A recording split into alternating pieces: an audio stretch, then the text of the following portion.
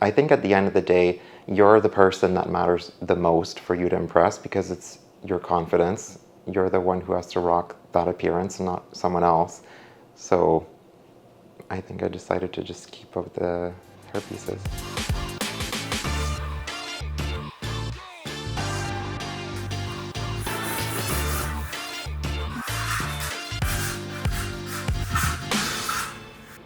My first time, I was nervous because it felt like it was going to be really obvious when I walked back into work or went to a next family function and I suddenly had a full head of hair. I knew that people would know that it was fake. When I look at other people who play with their hair and they go from blonde to redhead the next day, or they go from having thick braids like a bee's nest on their head to it being down and having a completely different hair type, nobody seems to question them. So I think for me, I just needed to overcome that challenge myself mentally, and everybody else seemed on board with it. Yeah, it was genetic, something on my mom's side, I think.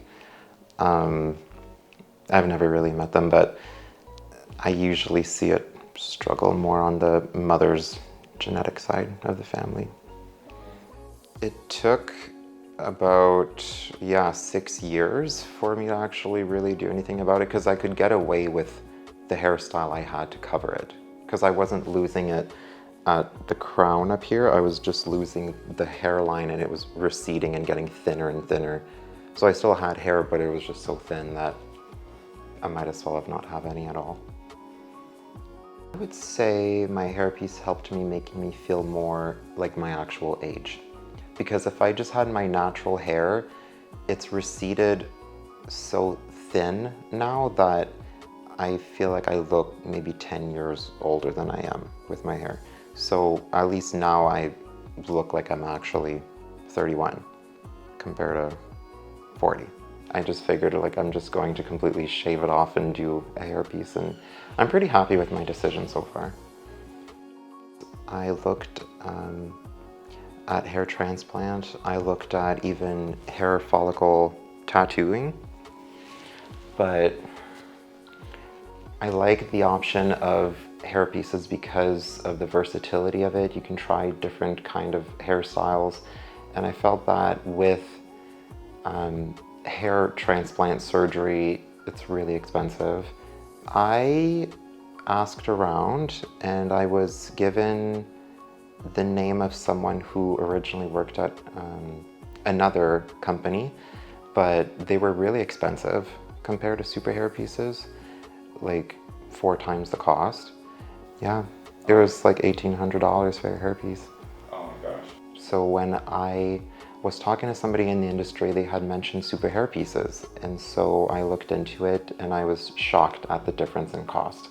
So I tried it and I'm actually really happy with the result, because I was expecting if it's more cost effective, then it must be cheaper quality, but that's not the case. I'm wearing the M101, I believe, which is a skin type piece. Before this one, I had a poly lace piece, which I also really liked. I just wanted to experiment and see what works best for me. I would say the service here is better. I feel like I'm talking to a really knowledgeable professional when I come in. Especially when I talk to Tara, it feels like she really knows what she's talking about. I think that when I come here, I feel taken care of. I feel like all the attention is on me, and I feel like I'm the only person in here oftentimes, so I always walk away feeling satisfied.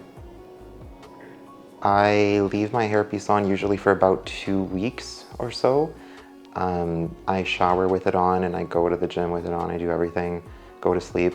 I usually style it in the morning after my hair is still a little bit wet, because I like to have the chunky look to my hair when I apply products.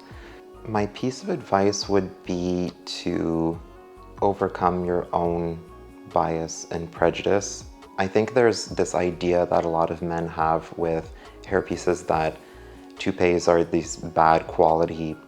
So I think that when you have an actual good quality piece on your head, you see that it's actually like a really good option. You don't have to go through expensive invasive hair transplant surgery in another country.